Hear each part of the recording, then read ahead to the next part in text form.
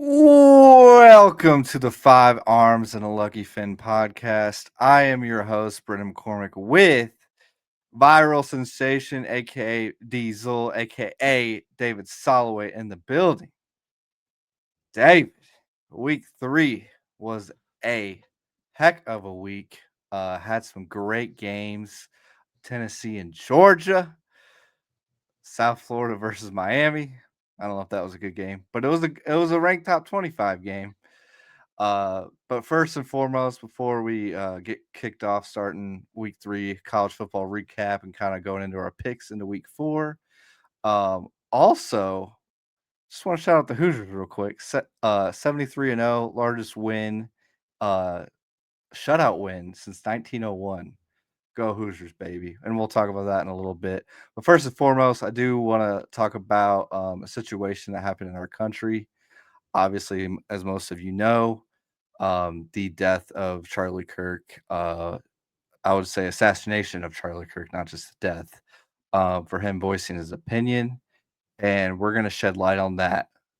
Obviously, it was a tragedy, and everyone has their differences and opinions, and everyone should be able to have those opinions shared and not have their life taken for it. So, this is our statement on it. Charlie Kirk often frames his platform around family and freedom.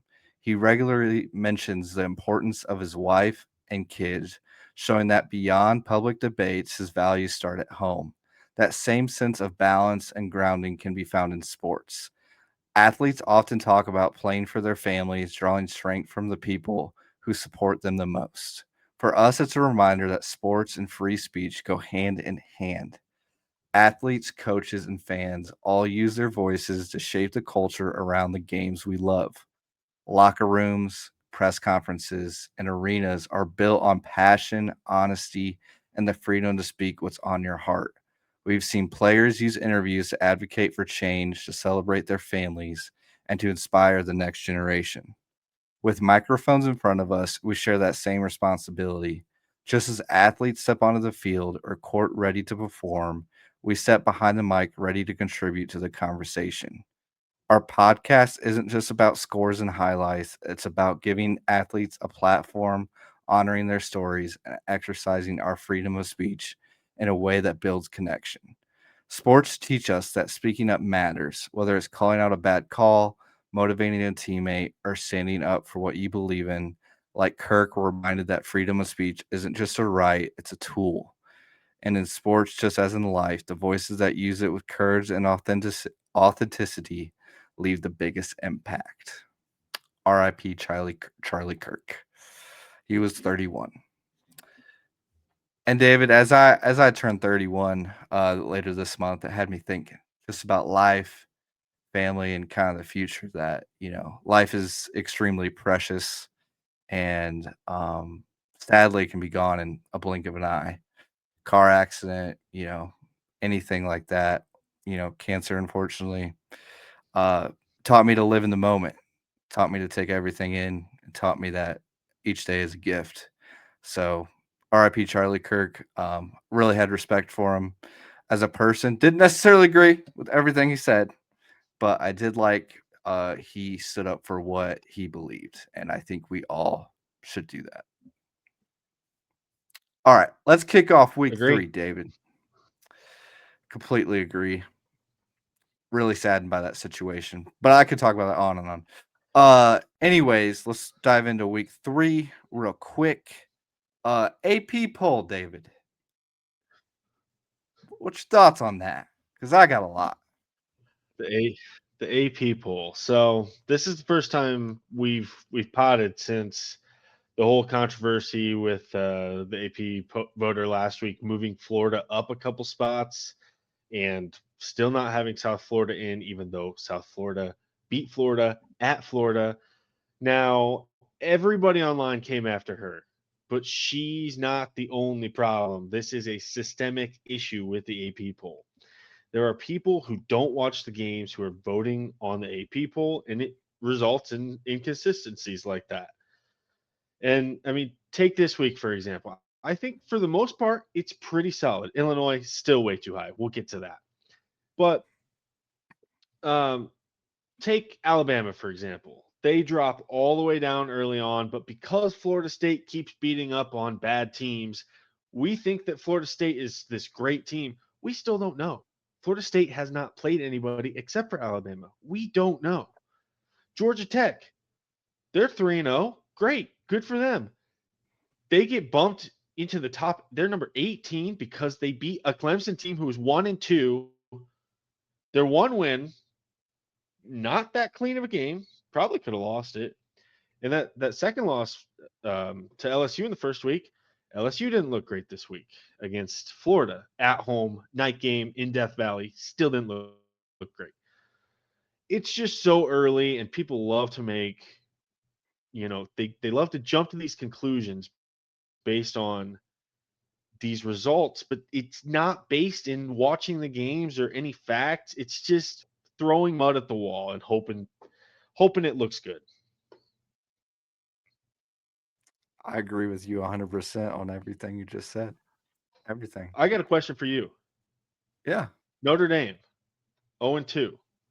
Mm. They're the first team to be ranked, first winless team to be ranked in like 30 something years. I don't know. I saw a stat. It's a long time.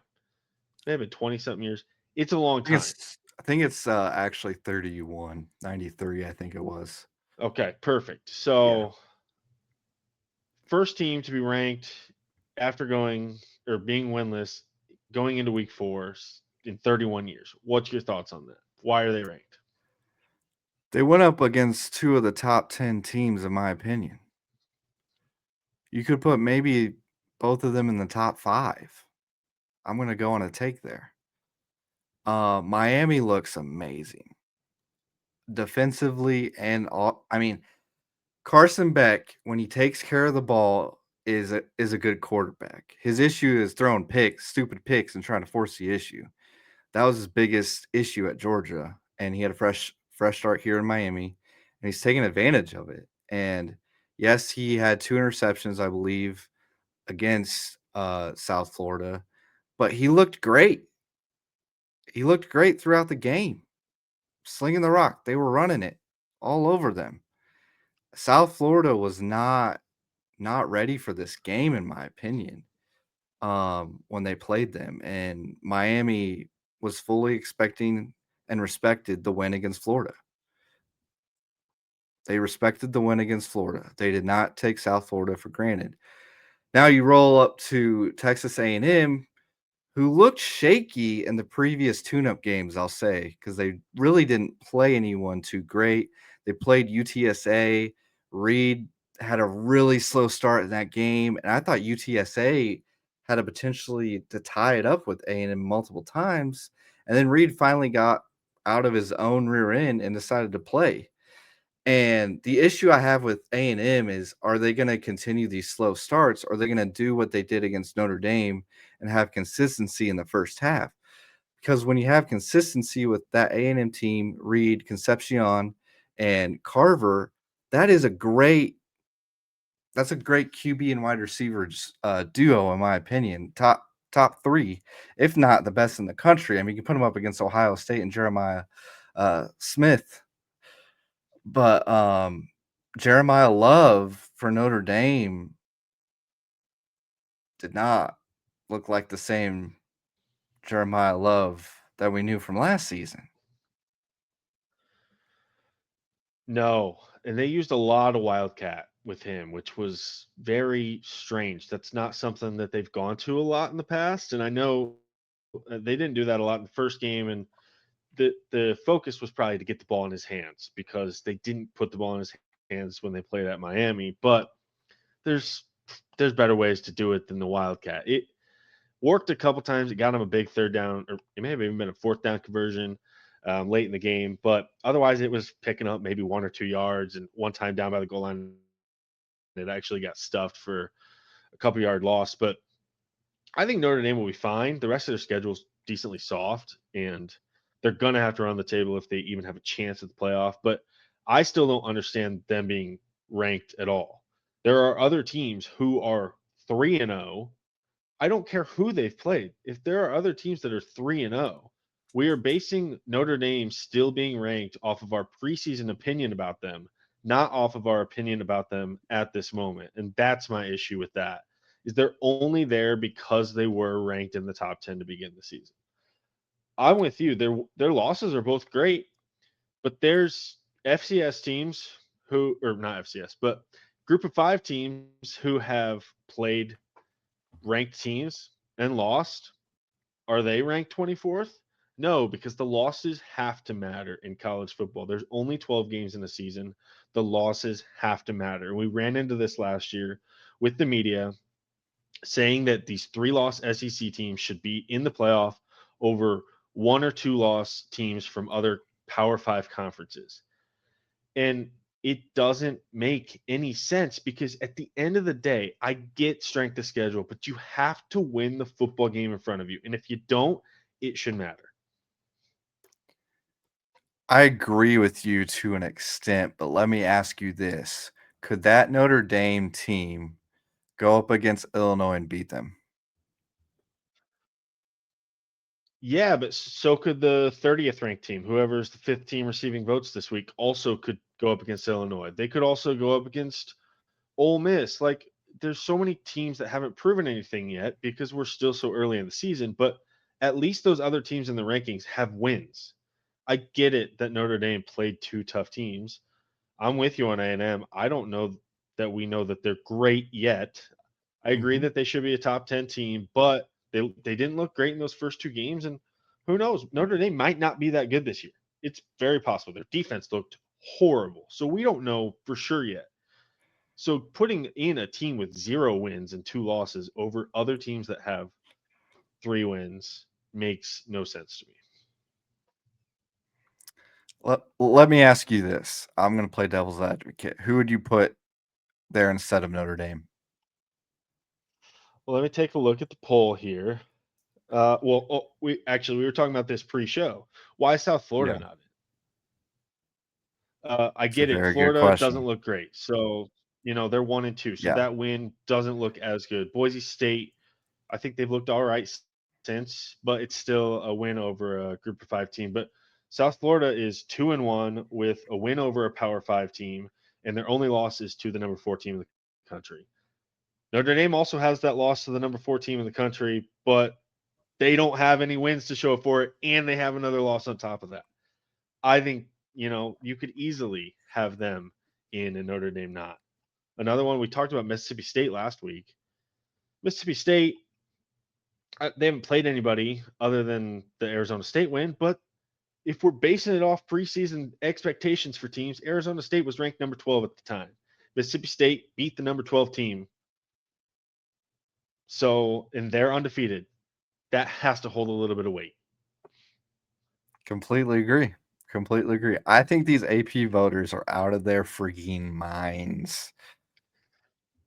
It's like they're drawing a board and saying, "Well, that one sticks. That one sticks. That one sticks." Like there's some voters who have Indiana 14th, and then there's some voters that have Indiana like off the board completely. Yeah, unranked. Yep. It's the same thing for Illinois. They move Illinois around so much. And here's my thing. If how do you get on this voting system? How? What's the credentials? What's the interview process? It's just beat writers. That's the issue. There is no interview process. If you're a beat writer for a big program, you're gonna need people to vote. That's insane.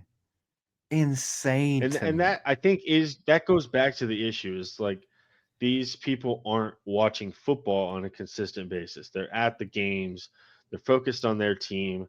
They're journalists at the end of the day. They're not breaking down film. Not that we are either. We don't know anything about football, Yeah. but we watch enough football to know what is good and what is bad and what makes a good win versus a bad win. I think I'm not saying you have to have the layperson, the just casual football fan, be the voters, but does need to be a better system in place. And I don't think it should be computers either. I think we went there with the BCS. That wasn't great, even though IU would be quite a bit higher. Uh, but there's something else that could be done here, because the problem with the AP poll is it does shape narratives, and narratives shape the sport. And if it's going to continue this way, the AP voters are going to be the ones shaping the sport, and I don't think that's right. I don't think it's right at all. I think they are hurting. I know they are hurting college football. It's ridiculous. You know, I texted you this, but I said Indiana has to win their top 25 games or they will not make the playoff, including Oregon and Penn State, in my opinion. They have to win those. The way the AP voters are making it seem is like you have to win in style. You have to win in style.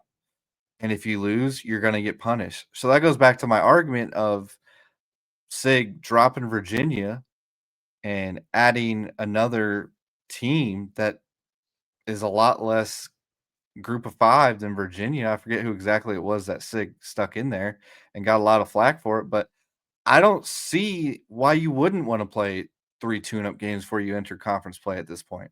I don't see why you wouldn't. Why would you why would an LSU team or a Indiana team ever play each other? What's the purpose? That's what the AP voters are showing me, and it Well, hurts the game.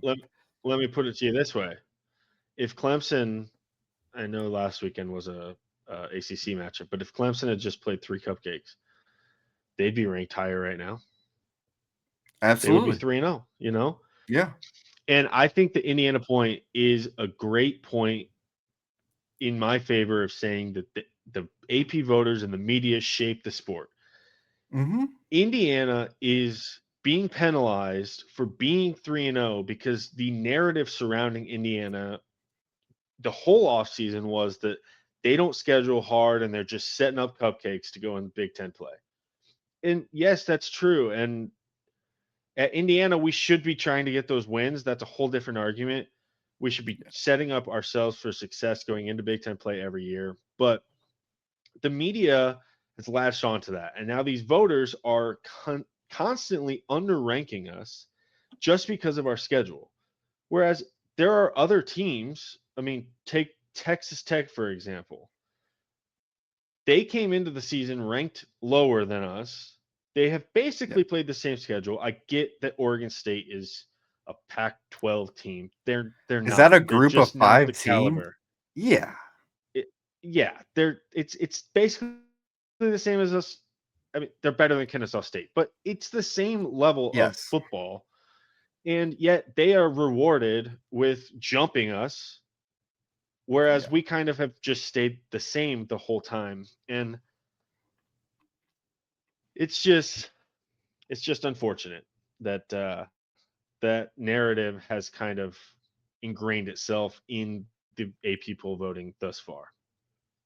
Do you agree that we should have AP voters and a computer system?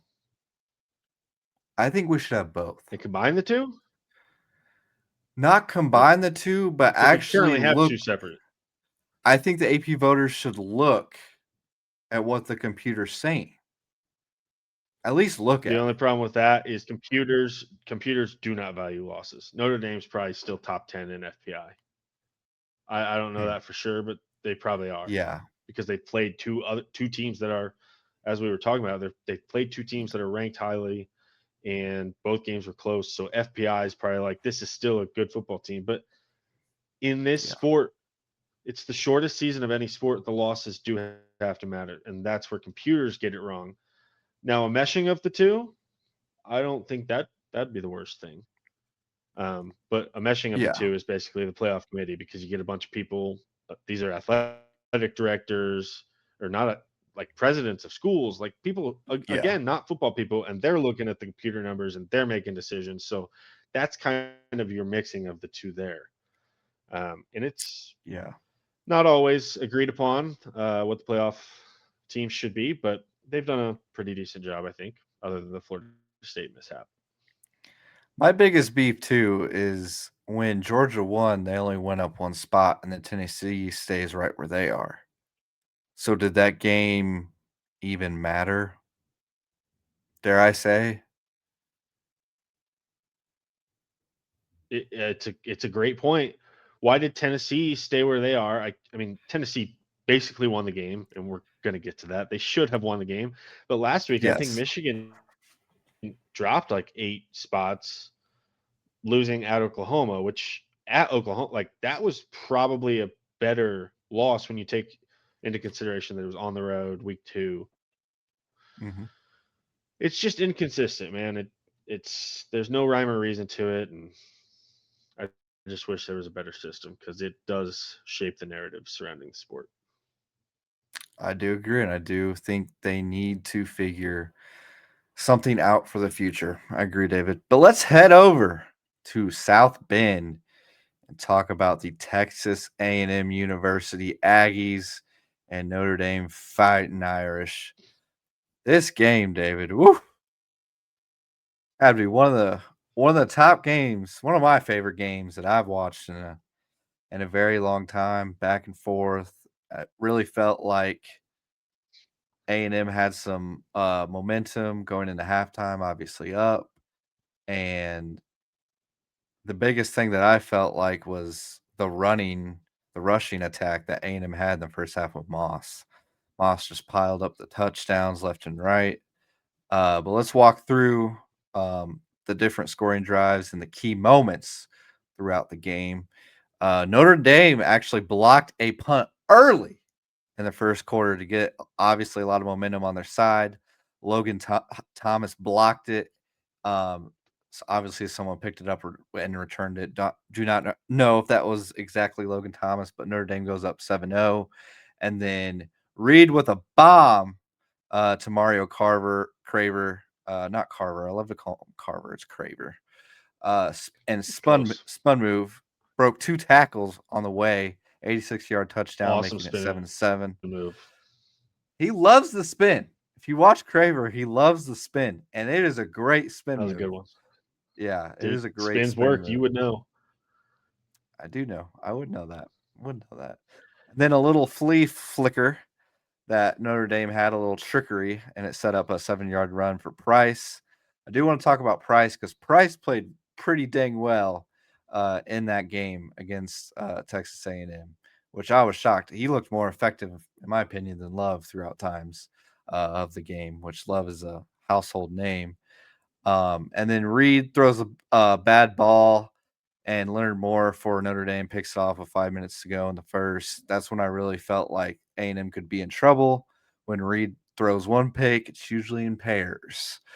So that's why I was getting a little worried with Marcel Reed. He gets a little greedy, but he settled in. It set up a Noah Barnett with a 22-yarder field goal, making it 17-7 Notre Dame. And you would think at this point, David, Notre Dame's just going to go on their throat. But nope, Texas A&M is fighting back. Le'Veon Moss punches it in for a running touchdown, making it 17-14, 12:23 to go in the second. CJ Carr on the way back to Love for 36-yard pass, touchdown, making it 24-14, 9:43 to go in the second. Notre Dame answers. And then Moss with another touchdown, middle second with 5:30 to go, making it 24-21 Notre Dame.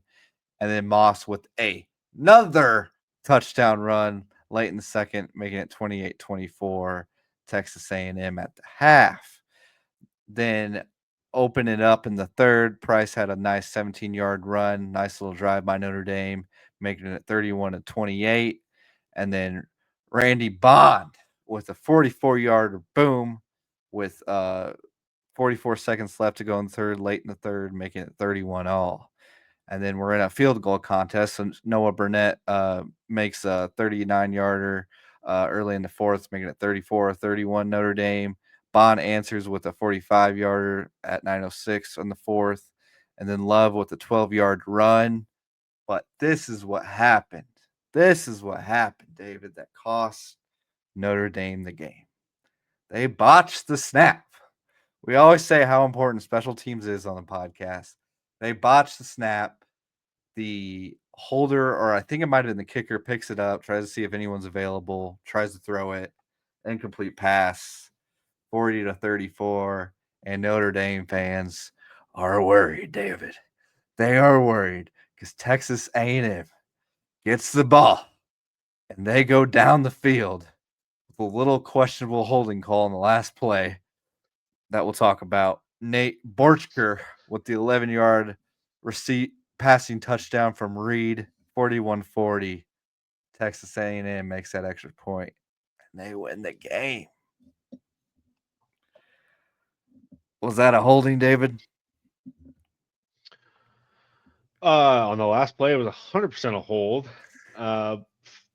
Fourth and goal. Are the refs really going to call that last play of the game? That's one of those where it's like it was pretty egregious to where I think you have to call it, but refs do love to swallow their whistles sometimes in those key moments. But a couple key points. At the end of the first half, Notre Dame fumbled the ball on fourth down. Do you remember this? Carr's running off the field. He's like Yeah. pissed off, so he claps. Center thinks that he wants the ball. Obviously doesn't want the ball. He's halfway to the sideline, and A&M recovered, or I think Notre Dame recovered it, but A&M gets the ball because it was fourth down, so it was a turnover on downs. Right. And then they missed that field goal. That would have been big going into the second half. So, you'd think momentum's back on Notre Dame's side there. They do get it. Yeah. They take the lead back early in the third.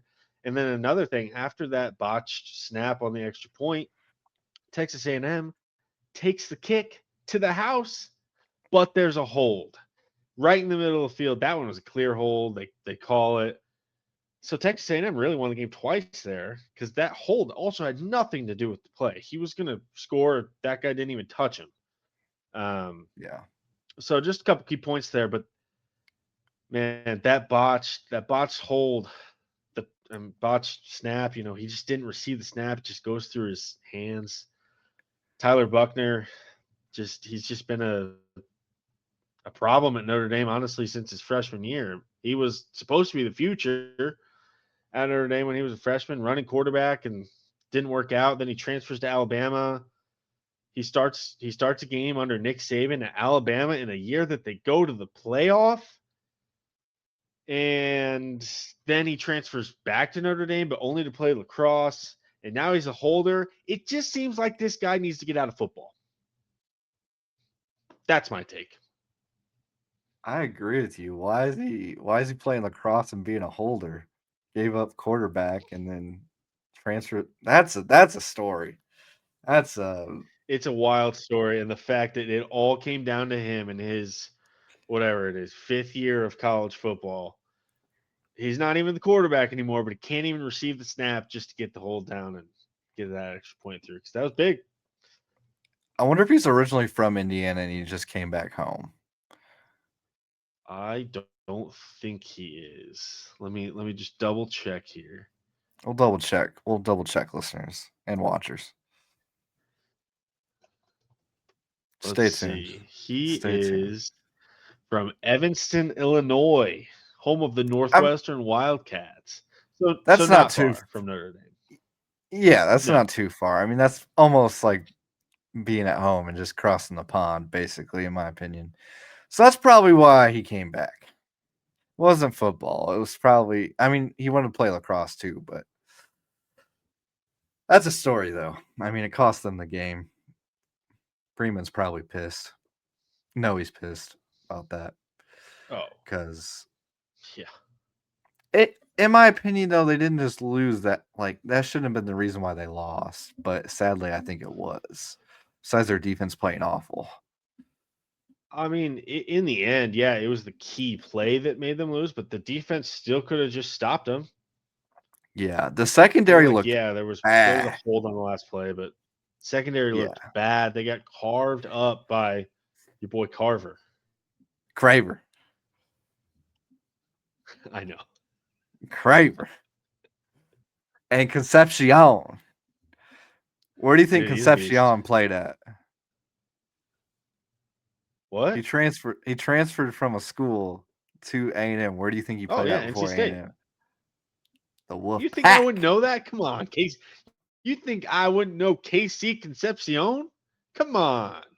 Man, what a name. What a name. Oh, I'm obsessed about that It's a good name. name. It's a great name. Probably one the best name in college football, in my opinion. Ugh, Notre Dame, man. Hopefully they turn around, turn the ship around. Aggies look good. Got to stay the course though in the SEC play. Got to stay the course in SEC play. Yeah, We're heading over to a obviously nut. tough Yes, sir. schedule. Hold on, I just want to talk about Notre Yeah. Dame for one last second. Notre Dame's schedule is kind of light, but they're gonna trip up one more time. They play Purdue next week.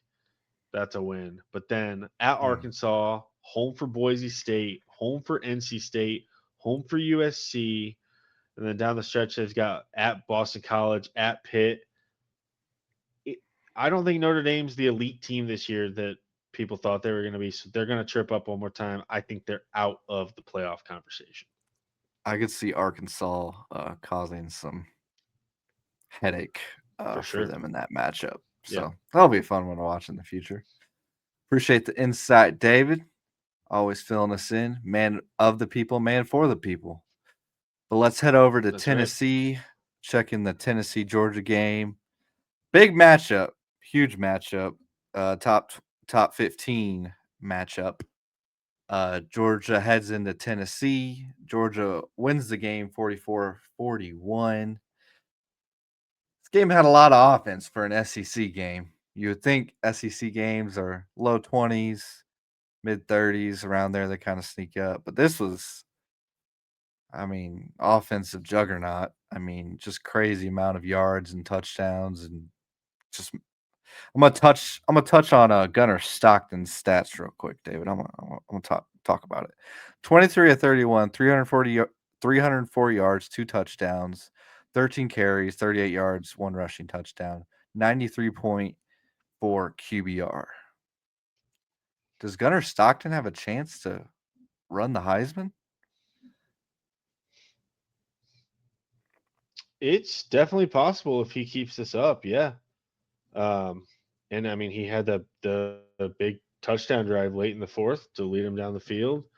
Beautiful ball to Humphreys in the Hmm. corner of the end zone to to get it to 38-36, and then they also convert the 2-point conversion. Beautiful ball. He could absolutely be at the top of the Heisman conversation right now. I definitely think he should be, in my opinion.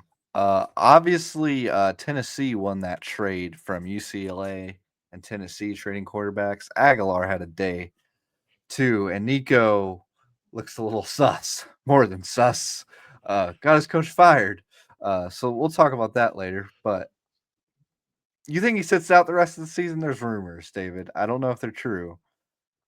There's rumors that he's going to He sit can play out. one more game. He can play one more I game and know. then sit out and keep a year of eligibility. I wouldn't doubt it. I wouldn't doubt it either. But where's he going to go? Where's he next? Who's going to take him? Whoever pays him, dude. All he cares about is the money, obviously. Do you think anyone takes him if he's in the portal again? Yeah, I'm, someone will I'm take him. who? Who would want that in their locker room?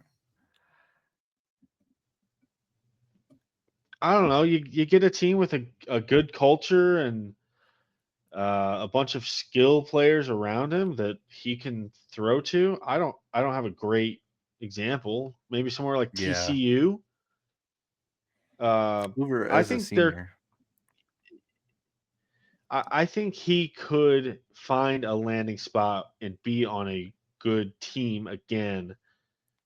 He might have to eat a piece of humble pie this offseason and take a little bit of a pay cut Yeah, and try to win.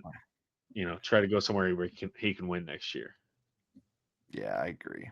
Aguilar had a day though. I'm gonna touch base on his stats really quick. 24 36, 371 yards, four touchdowns, two interceptions. Not quite great, but 85.9 QBR. I'm gonna go through the key moments really quick through the game, just run down. Aguilar kicked it off with a 4-yard running touchdown, making it 7-0 Tennessee with 12:30 to go in the first. Gunnar Stockton answered with a 6-yard run, making it 7-7, 9:58 in the first. And the Aguilar with a bomb of a throw to Chris Brazzell, making it 14-7 Tennessee with 9:29 in the first to go. Quick answer. Aguilar with another touchdown. to answer to Brazel again from 14 yards, 337 late in the first, 21-7 Tennessee. Stockton to Branch with an answer, 36 yards, touchdown throw, making it 21-14 Tennessee. And then Woodring with a 20-yard field goal for UGA, making it 21-17, 6:15 to go in the second. McCray had a 1-yard rushing touchdown, 24-21 UGA. And then Woodring with another boot for UGA, 48 yards, making it 27-21. A lot of scoring through here. Brazel with another receiving touchdown from Aguilar. Another bomb of the throw from Aguilar. 28-27 Tennessee, 0.7 to go in the third. Woodring with another field goal, making it 30-28 UGA with an answer. Aguilar with another passing touchdown to Staley, 32 yards throw, 35-30 Tennessee. Early in the fourth with 11 to go. Gilbert with a field goal, making it Tennessee, making it 38-30, 6:40 to go in the fourth. And then Stockton to Humphreys, like David touched on, with the bomb in the corner, 28 yards. And then Stockton to Branch set up a successful 2-point conversion, 38-38 all. And then Gilbert with a field goal, 41-38, and McCray with the 1-yard punch, making it 41-41, 44-41 final with the Dogs. What's your takeaway from this game, David? Did you watch the end of this one? I didn't. You did not? I did not. Oh man, you're missing a key point in the key moments here. It's 38-38 after that beautiful pass from Gunner to Humphreys in the corner of the end zone. They get the 2-point. And then Tennessee drives it down the field. They convert a tough third and long-ish, I think, on that drive. They drive it down the field. They get it near the red zone, and they're just kind of running the ball a little bit, just setting up a field goal chance for their kicker. Their kicker looks scared on the sideline. He's talking about how he has to do deep breaths, and the sideline reporter picks up on how he's having to take deep breaths. Brother, if you got to take deep breaths, if you got to remind yourself to take deep breaths in this moment, you're probably not cut out to make the big kick. So I agree.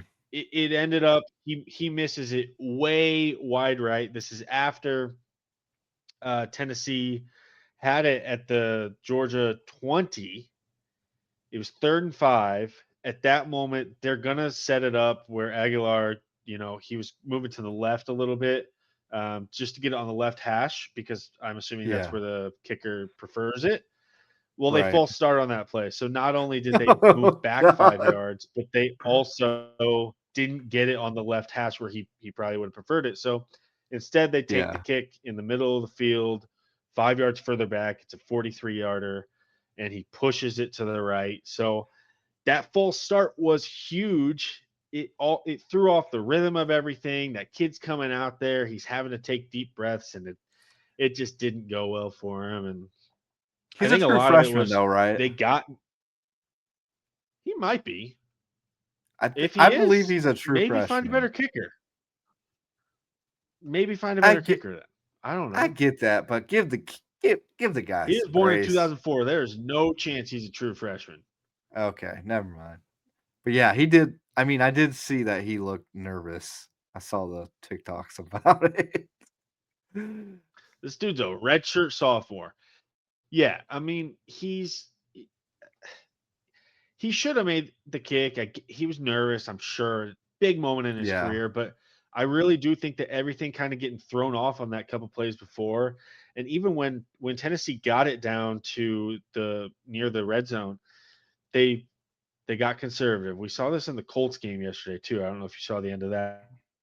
I did. They're settling for a field goal, and these coaches have to stop just settling for a field goal. Go pick up a few more yards and make it easier on your kicker. Now the Colts got bailed out by the refs and the Broncos. Hold on. But Tennessee, hold on. Okay, we're not doing that. They got bailed out by the Broncos. But no one didn't. Calls leverage. Come on.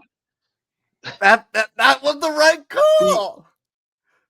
That's fine, but they don't ever call it. So you swallow the whistle. I had a bet on the Broncos. That's the right Anyways, call. a- anyways, I don't even know what I was talking about, but they got conservative when they got down near the red zone. And I think that if I'm not saying throw the ball, but maybe, Yeah. let's get a little more push forward, even if it's a couple QB sneaks, maybe mixing a fullback here and there. Let's play some hard nosed football and pick up some yards. I agree with you. I really feel like players and teams struggle with that. It's like a mental it's like a mental thing. It's it's mental. Like you have to keep pushing the ball to make it easier. And statistically, if you look at getting closer, the chances of your kicker making it go up as you get closer. Crazy thought, right, David? Yep. This happens in all sports, though. When you stop Yes. being in attack mode and you Yes. just settle, bad things happen. It happens in basketball all the time. You have an Mm-hmm. 8 point lead with 2 minutes left, and suddenly you're just trying to run down the shot clock instead of running your offense, get an easy Yeah. layup. It's the same thing in football. These coaches get very conservative at the end of the game. It happened in week one, Miami and Notre Dame, too. It was tied at 24 piece. Miami Mhm. settles for it. That kicker was like 3 for 7 in his career from 40 plus. Luckily, he came through there, or we'd be having the same conversation about Mario Cristobal that week that I am right now about Tennessee being Yeah. conservative. You got to keep your foot on the gas if you want to win these games, especially against these good teams. Georgia is never going to say die. They're going to keep trying to come back and Yes. put their foot on your throat. You have to go make the plays in the moments that matter. And they got too conservative, and then things got out of rhythm, and it ends with them losing. I do believe too, like forcing the issue at the end of the game, trying to get more yards is definitely a culture thing, though. If you build a culture of Yeah. like, oh, like we're gonna win this game. I mean, Brian Kelly mentioned it too. Like he said in a press conference last year, we keep doing this to ourselves. We keep doing this, acting like we've won the Mm-hmm. game. A Mm-hmm. lot of teams and a lot of, especially young college athletes, struggle with that. Even the NFL players, man, they struggle with that. So I definitely agree with you. Is in all of sports, you have to keep the pedal down. Basketball, baseball, it's all about finishing the game, finishing strong. Life lesson there. Finish strong. Life lesson. Let's head over to the Sunshine State, David, where I don't think anyone could have predicted this result, in my opinion. South Florida versus Miami. I was really excited about this game. Should have not uh should have not been on the CW at all. Not sure about the whole networking of games and conferences. What's your take on that, David? Well, the ACC has a bad TV deal. It really comes down to that. Mm, The ACC doesn't have all these options like the Big Ten does because they signed that yeah, TV deal back when streaming wasn't an option, and it wasn't. NBC didn't have as much coverage of college right. football. But going back to your point about the Sunshine State, big delay in this game, hour and 42 minutes. Yes, That's got good to point. stop, right? Too many delays lately. Well, Texas Tech has had delays in their last two games because of lightning. I That's what think I'm saying. That's what I'm should saying. be the lightning rule should be looked at. It's actually very similar to the one I have at work where I work, but it should definitely be looked Well, at and adjusted. I know we're about safety, but at the I same mean, time, you got to are keep we them waiting? safe, and all these. No, all these stadiums have metal bleachers, and that's the Yeah, biggest issue. My right. problem is not with the lightning rule. My problem is with the weather. It needs to understand that it's football season. Give us some Well, football weather. unfortunately, the weather does not care about that, David. I wish it would, and I agree with you that it needs to I understand don't that care it's about what the football weather season. wants. You let them know. You let the weather know, David. Put them on blast right now. Just All put them right. on blast. They got to get it together. They got to cooperate. You know what I'm saying? Yeah. But South yeah, we don't Florida, I don't think we need to go too in depth on this game no, because honestly, it No, was an it was a absolute thumping.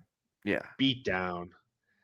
yeah, And I think we knew that South Florida's, pixie dust would run out at some point. right. And looking back, their 2 wins, while still impressive for a team like South Hmm. Florida,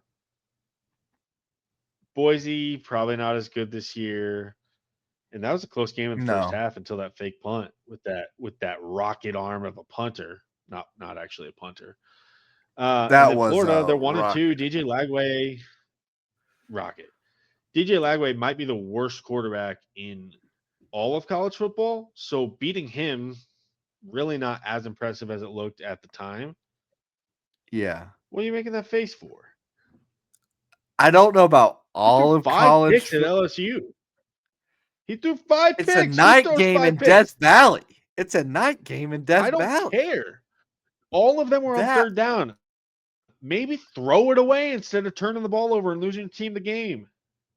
that student section and that stadium is so loud at night for a night game. They are 17-1 in at night games, David. They were going to win either way because it's a Okay. night game, Death Valley. They weren't going to Okay. lose. But you got to I'm give I'm credit to with the you. LSU Night defense. game. You can't just say, I'm not giving credit, but name me the last time a quarterback went down there and threw 5 picks. LSU night game, nothing better in sports. I really don't think thank so. you. Best environment in all of Thank you. sports. I was about to say. At some point when you've thrown 3 picks, maybe the next time throw it away. Maybe use your legs. Don't throw it to them again. I don't disagree. I don't disagree with your take. Anyways, I agree with you. anyways, South Yeah. Florida, South Florida, they're still probably in the driver's seat for the G5 spot. Yes. They still have a Yeah. decent resume. It's not like their 2 wins are bad. They're still over an SEC team and one of the other, better group of 5 teams in Yeah. Boise State. So I still think they got a shot, but I think this really goes back to your point when we were talking about the AP poll. I think Miami might just be legit. They look good. They look good. Their defense looks so good. Like they just know how to game plan for certain teams. And that goes back to having good coordinators. We talk about it all the time how a good coordinator, when they leave, it can have an impact on a team more than what people realize. But man, what they're building at Miami, David, I mean, Cristobal turned this program around completely 180 to what it used to be. Miami used to be a cakewalk for 20 plus years. It was a cakewalk. Miami was terrible. No one wanted to go there. Everyone went to Florida if they were in state Florida. And now Miami, in my opinion, is the place to be over Florida. Oh, 100%. Until Which Napier's if you gone, yeah, 100%. do you think Napier will get fired at the end of the season? It might be before that.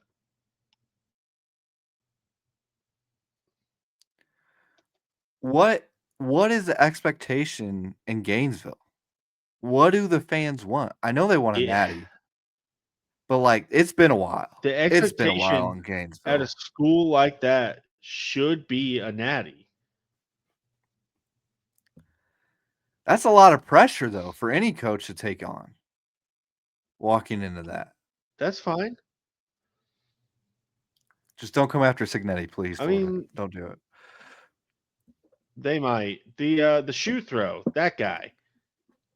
They Yeah. were really good that year, and then Dan Mullen gets the raw end of the deal there because great football Yeah. coach. UNLV, another team where Dan Mullen's at that might Yeah. be in the G5 discussion for that G5 playoff spot at the end of the year. So they made a bad hire. I think they'll hopefully get it right this next time. I hope so, man. But going back to the game real quick, obviously Miami put a thumping on South Florida. Beck had his way, in my opinion. Struggled though, taking care of the ball. Threw for 240 yards, 3 touchdowns, 2 picks, 6 carries and a rushing touchdown though. Wow. I mean, Brown was able to move the ball 274 yards, 1 touchdown, 1 interception. The biggest thing I want to highlight, David, from this game is Fletcher from Miami. Their running back, 16 carries, 120 yards, Beast. 7.5 average, 2 touchdowns, 38-yard long rush. What a game. What a game for him. That's impressive to be able to do that against South Florida.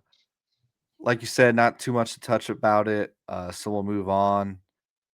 The biggest takeaway that I will say is Miami looks good and wants to dominate you from whatever angle you try to beat them. What do you want to take away from that game, David? Yeah, I think Miami is legit, and we're really gonna know in the next few weeks. They have Florida Yeah. upcoming this week. Game days there. Hell Don't get me yeah. started. I could put up a We're rant not about that. we're We'll not gonna talk about that later. we're not gonna talk about that. But it's still an in-state rivalry game against Yeah. Florida. Florida did come out to play against LSU. They looked pretty good, other than their quarterback throwing 5 picks. So Hmm. that could be a tough game, rivalry game. And then they have a bye before they play at Florida State. Big top 10 matchup in week 6, whatever that is. That's going to be Yeah. a big one, and we will know which of those teams is legit at that point, because I'm still not Yeah. sold on Florida State being legit. I No, think me Miami either. is, so Yeah. I will love if they give Miami points for me to take in that game. I'd love it too. I'd take that in a heartbeat. They'll try to bait you. Guarantee it. Guarantee it. They'll have it there. Yeah, they Let's move will. on to our Yeah. honorable mention games. Mine was Texas Tech versus Oregon State. Another delay, David. Hate to see it. I believe Yep. this one was an hour as well, maybe an hour and a half. Took forever. Watched the first half pretty closely. Tech dominated with force on this one. Morton was able to sling the rock wherever he wanted against Oregon State with 464 yards, 4 touchdowns. And they were able to run the ball as well with Dickey and Williams combined for 125 yards and touch a pair of touchdowns as well. And I do want to mention how many receiving yards these Tech receivers had real quick, David. Uh, Eakin had 6 receptions for 139 yards, touchdown. Williams had 7 receptions, 116 yards, touchdown. Carter Jr. had 6 receptions, 102 yards, touchdown. I'm excited for that Tech and Utah game. I really am because Indiana plays later in the game, and I will have all my eyes on Tech for going into Salt Lake. But Malik Murphy, former Duke quarterback, was able to move the ball pretty good against that secondary, 270 yards, 2 touchdowns, and threw 2 picks. But I'm very excited for the Red Raiders to go into Salt Lake and see and prove how good they are to the voters and everyone else in the nation. So, pretty excited about that one. What's your honorable mention game, David? Yeah, I just want to touch on Texas Tech, Utah. Should Yeah. be an awesome game. Yeah. Love that matchup. Big for the Big 12 race, Hmm. to see who will come out of that one. But my honorable mention game, of course, has to be our Indiana Hoosiers putting a beat down on Indiana State, 73-0 in Memorial Stadium. Friday night, of course. Pretty good turnout for a Friday night, considering the Bloomington Yes, North Bloomington South game was I did also want to say Friday that. night. Huh. Great scheduling there. Not really sure um, how that makes any sense, but No. still, great Yeah. turnout. 73 Hmm. nothing. Everybody left at halftime, but that's all right, because the true matchup is coming up this weekend. Illinois at Indiana, number 9 Illinois, number 19 underranked Indiana, Hmm. 7:30 p.m. in Memorial Stadium. It is the single biggest game in Indiana football history Yep. coming up this weekend. Completely agree. Indiana has never hosted a top 10 team while being ranked. They've hosted Correct? plenty of top 10 teams. Oh, yeah. They have Plenty. hosted Penn State year after year and Ohio State year Oh, after yeah. year and Michigan year after year. Even Michigan State was highly ranked for a while there. And we Yes. just kept hosting them and we just kept losing to them. Every year Mhm. we just lost to them. But Yeah. this Bad year memories. we're ranked and Illinois is ranked number 9 and this is the biggest game in Indiana football history. Yeah. It is a chance for this team to make a mark and be remembered for the rest of time. You know, I believe Gus Johnson said when Pons picked off, what was it, Washington, when Washington came to town, opened the big red Oh yeah. carpet. Indiana has a football team. That was I'm, Nebraska. But that I was agree with you. Nebraska. I thought it was one of those two teams. Dang it, screwed that one up. Anyways, Indiana University has a football team, David, and I'm very happy, very excited. How many bad years, how many bad memories have we had of Indiana football throughout the years? Ezekiel Elliott running all over It's us. just Very vividly remember oh, that. dude. Fourth down, Saquon man. Barkley, I think, ran for 280 yards against No, us. he It was he a only did lot. good one time. Every It other was game he did still a bad lot. against us. Look it up. No, Okay, Saquon Barkley, consistent underperformer against the Indiana Hoosiers. I believe you, but I think it was one time he ran for a lot. I'm gonna look it up while you talk. Keep talking. Yes, I'll keep talking. Anyways, really excited for that game. We're gonna touch base with it a little more, but first, let's talk about our dogs of the week, David. Mine is the New Mexico going against UCLA and got the dub. Plus 490, plus 15 and a half underdog. Cash that. And got a coach fired this week. The UCLA coach got let go. Wow. 298 rushing yards and 3 rushing touchdowns, all from separate running backs. They were able to run all over UCLA. UCLA might be worse than Purdue. They are worse than Purdue. They are the worst Mm-hmm. team in the Big Ten. Mm-hmm. And even someone tagged the Big Sky Conference saying, hey, you can have them. You can have UCLA. And you know what Big Sky said back in return? No thanks. No Yeah, they thanks. don't want him. And FCS conference. They are bad. The program's on fire. I don't know who's gonna take that over, but that is a project. I have no idea who would want to take that over. David, who's your dog of the week? Yeah, my dog of the week. I was gonna go with gold teams originally, Vanderbilt Oh, and Georgia Tech. But I'm yeah. I'm gonna settle on just Vanderbilt because Georgia Tech, honestly, home game. Clemson stinks, so Clemson who even sucks. cares about that game? Yeah. Yeah. They're, Vanderbilt, they're two bad. and a half point dogs on the road in a hostile environment at South Carolina. Um, they just kept pouring it on. I know Lenore Sellers got hurt, and obviously Yeah. that changed the complexion of the game. It was decently early on. I think it was even maybe tied at that point, or South Carolina was down one score. Yes. It was a close game Yeah. when he got hurt. So Correct. um, it obviously changed the complexion of the game. But Vanderbilt, they they find a way to win these types of games under Clark Lee. He had them. They beat Alabama last year. They had a really good season Yeah. last year. This year, people were down on him again, but Diego Pavia, absolute stud of a quarterback, comes in Yes. and he doesn't care if it's a hostile environment. He's just No. going to keep putting points on the board until you tell him Yeah, to stop. dog. Oh And yeah. they You gotta keep keep pouring putting them the up. points on the board until they Yeah. won 31-7. And even if the other team's quarterback is hurt, to go into another SEC stadium, especially one like South Carolina's, and win 31-7, that's impressive. Those are my dogs. It's very impressive. Diego's a guy. Did you see the joke that Theo Vaughn and Diego had that Theo I would go on a did. date with his mom Yeah. if they beat South Carolina, and then he literally Yeah, that's tweeted, funny. he was like, I don't wanna be a stepdad, so I can't do that." Which I thought was So hilarious. good. Anyways, Oh, yeah. we got some big week 4 matchups, David. Nothing bigger, nothing bigger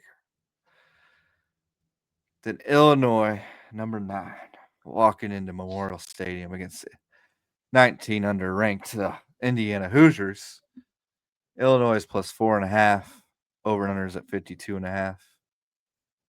David, do you remember the TikTok I made of saying Illinois was the most overrated team in the AP top 25? I do. Yeah, that one went a little viral, and the Illinois fans were clapping all over the comments on that one. Granted, they made some decent points.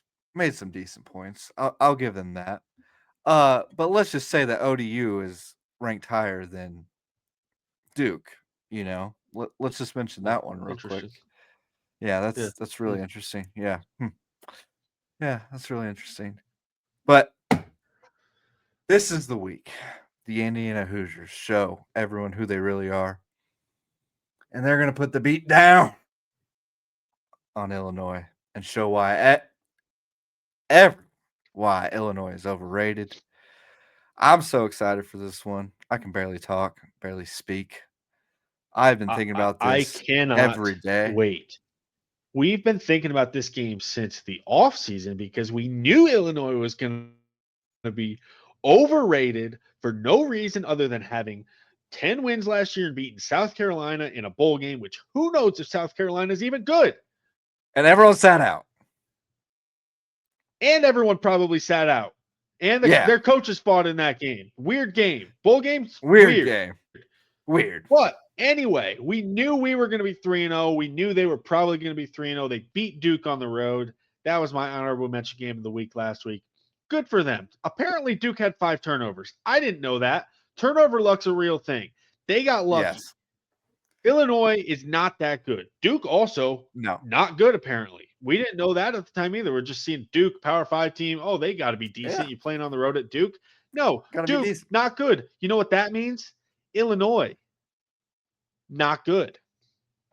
Indiana wins by 4 touchdowns in Memorial Stadium Saturday night at 7:30 p.m. Eastern, 6:30 Central. Don't forget. Got some You got Central it. homies over here. Yeah. Also, I have a follow-up point on Saquon. I just want to throw it out there while we're Yeah, talking yeah, about real quick, Indiana. real quick. Yeah. Sa- yeah. Saquon. He played against Indiana 2 times. Yeah. Um, the first time he had 33 attempts for 58 yards, good Ooh, for that's bad. 1.8 yards per carry.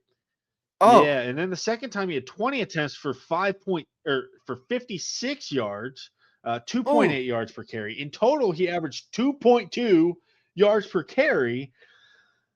Consistent underperformer against the Hoosiers because the Hoosiers have a stout run defense, and that's going to come out this Saturday night and stifle the Illinois offense.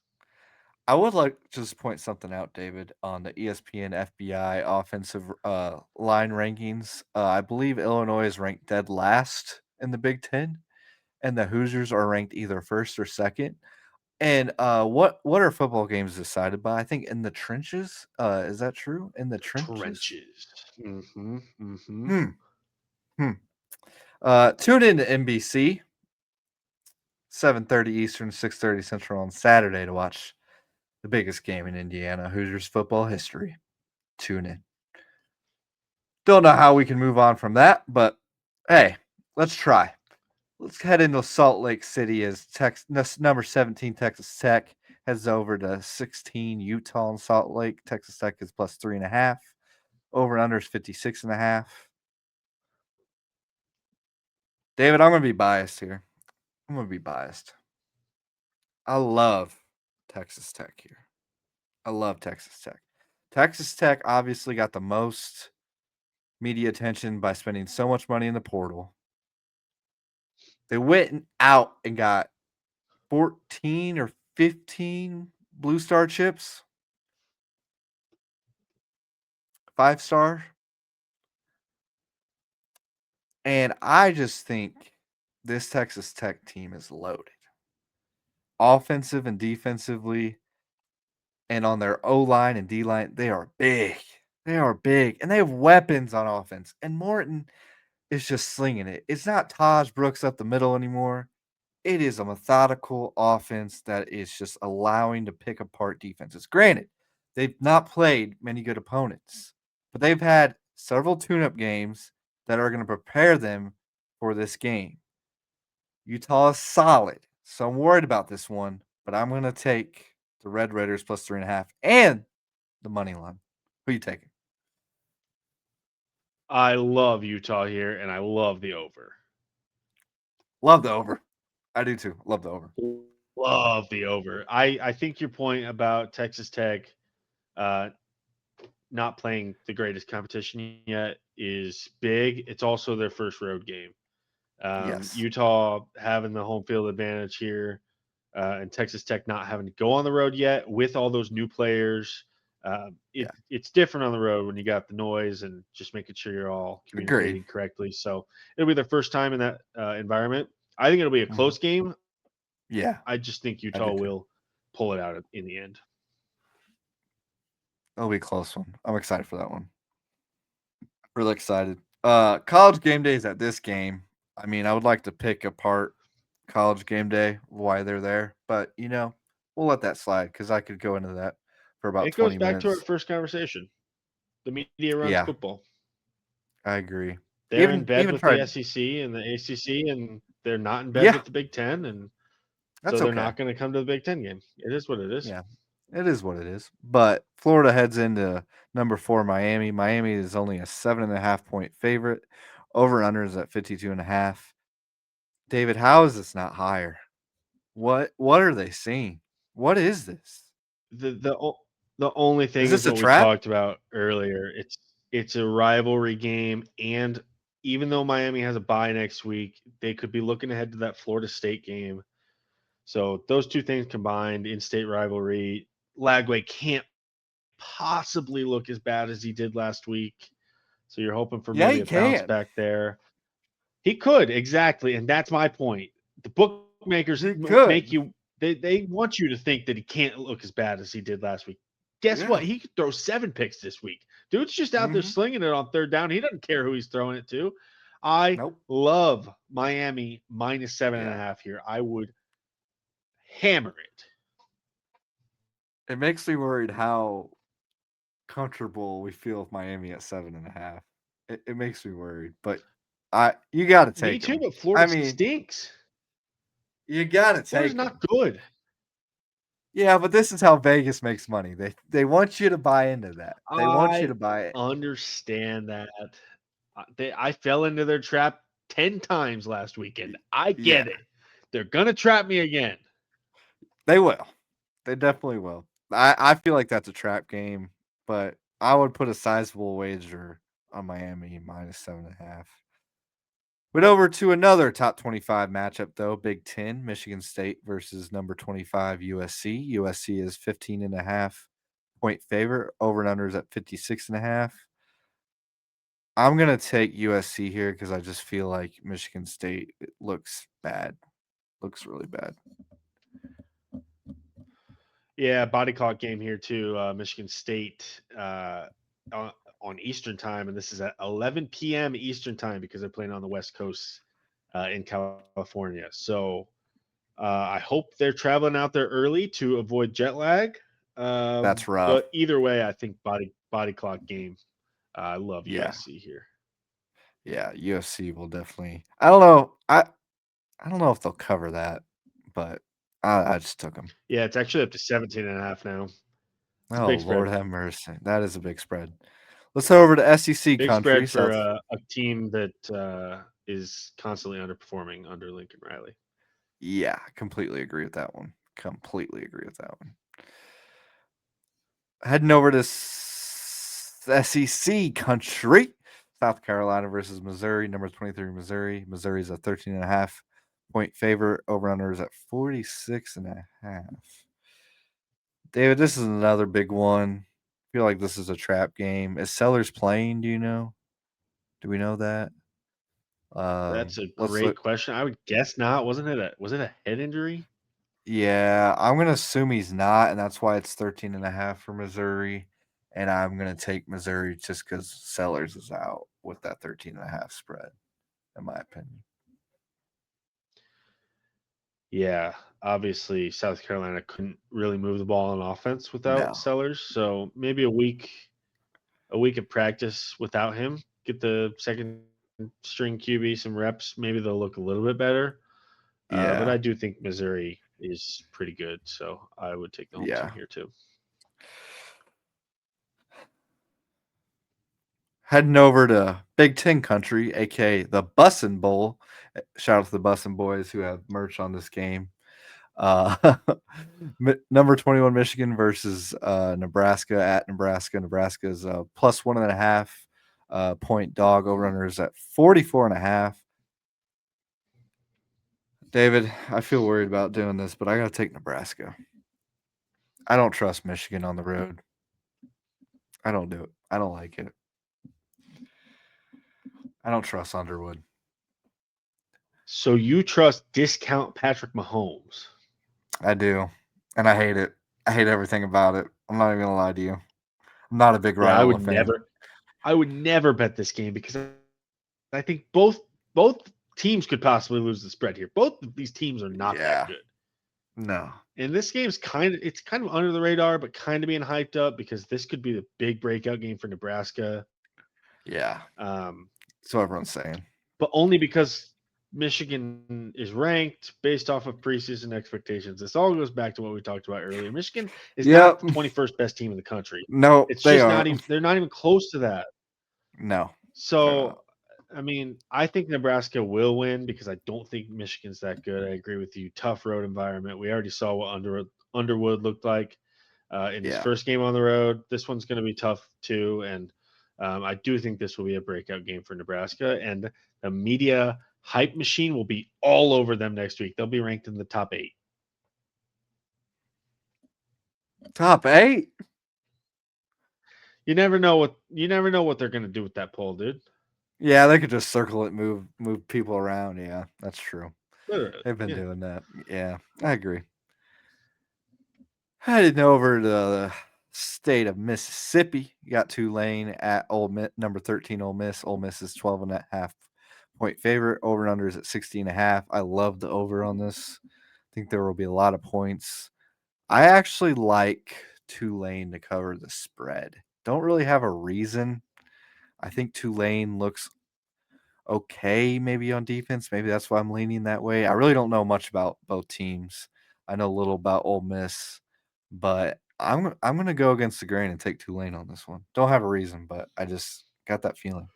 So it's quite a lot of points No, I'm too. with you. 12 and a half points is a lot for Tulane. We talked about it earlier. I think they're going to be one Yeah. of the contenders for that G5 spot. Ole Miss's quarterback situation hasn't looked great this year. Their No. starter, Simmons, was not healthy, so he didn't play this past weekend against Arkansas. And the backup, Mhm. I think his name's Chambliss, something like that. What a He name. looked pretty good. They put up Yeah. 41 Mhm. points against Arkansas. Um, Okay. so if he's starting, maybe I flip to Ole Miss. But if the original guy Simmons is starting, give me Tulane all day and the money line. Mm, man. And the money line, he said. Dang. Ooh. Got another SEC matchup, David. Number 22 Auburn heads over to Oklahoma, number 11. Oklahoma's a 6.5 point favorite. Over under sits at 48.5. I'm all over Oklahoma on this one. All over them. I think they're going to dominate Auburn in all facets. I expect them to cover, and I expect them to show the media and the nation why Mateer is top 3 in the Heisman race. He's going to have a day. Yeah, he might have a day. I think the Oklahoma defense though is the side of the ball to really pay attention to here. They have been Mm, incredible this year. Now, granted, two of their yeah, games were against Illinois State, where they allowed 3 points in the first week, and then they did play at Temple this past weekend and only allowed 3 points. Weird yeah, road game. I think we talked about that last week. How some teams yeah. are playing some weird road games this week, this past week, but still only allowed 3 points. And Mhm. against Michigan, only 13, which one of those was a 75-yard touchdown run on the very first play of the second Yeah. half. So take away that, and they've really limited on the defensive side of the ball the other teams to just kick field goals. So I love their defense. I would take the under here, even though I do Mm, think both offenses are pretty solid. But I love Oklahoma's defense, so I'd take the under and Oklahoma on the spread. love it. Love the insight. Man, go Sooners on that one. Go Sooners. I they look good. I'm not gonna hype them up too much, but Oklahoma looks like a solid team right now, in my opinion. Arizona State heads over to Baylor. It's a big one, in the Big 12 country. Baylor is a 2.5 point favorite. Over and under is at 60.5. I love the over on this. Love the over. Feel like the game could go either way. I'm on Baylor just simply because they're home, and I believe in Sawyer Robertson, future Heisman winner this year. Gonna go off on that. Uh, believe he will have a day. I'm gonna go with 500 yards and 6 touchdowns. He'll have. Ooh, wow. Yep, he will have a Okay. day. He will have a heyday with his Arizona State defense. Yeah, I will say Sawyer did struggle a little bit against Samford this past weekend. Yes, he did. Only He did. 211 yards and two interceptions. So That's why no one's talking about him we need now. him to get back on track. Yeah, definitely Yes, back we on need him to track. get back on track here against Arizona State. And Sam Levitt in their only road game at Mississippi State a couple weeks ago looked Yeah. awful. So I love Yes. Baylor here. Yes. I think Baylor's going to come out. They know they need to win this game. Like you said, it's Yeah. at home. I think they're going to come out on fire. I'm hoping so. Hoping so. Think it'll be a heck of a game. A lot of scoring. I'll watch this one. I'll tune in for it. Let's head over to another Big 12 ACC matchup. Well, Big 12 game at Big at a Big 12 opponent. There we go. A Big 12 team. SMU heads over to TCU. TCU is a 6.5 point favorite. Over and under is at 63.5. I like TCU over SMU here. I like the over as well. Believe there will be a barrage of points on this one. But SMU's defense looks like it could be at the bottom tier in the NCAA. It looks rough, really rough, David. That's why I'm on the frogs here. Yeah, SMU struggled a little bit against Missouri State last week too. Missouri State their first year in Yes. FBS, Yeah. and That's a good they point. came out pretty slow. So I think, yeah, I'll ride the momentum with TCU here and former Indiana Hoosier Josh Hoover. Yeah. Yeah. Crazy. So many people have transferred out of it. But it's the Battle of Dallas Fort Worth. I'll tune into this one as well. It's always exciting to watch. A lot of drama between those two schools too. You know, the rich kids hate the rich kids, so it's always fun to watch that and hear the commentary on it and see what they're gonna do. Always something funny on the sidelines, but appreciate you guys tuning in, listening, watching on YouTube. Make sure you subscribe, comment, like on YouTube. Helps us a lot. Give us a follow on Instagram at 5LF Podcast. Really appreciate the support either way. And also on X at 5LF Podcast. Go Hoosiers. Illinois sucks. Tune in 6:30 Central, 7:30 Eastern. Go Hoosiers. Bring it home, baby. Bring it home. See you guys in the next one. Peace. Bobby Knight just threw his chair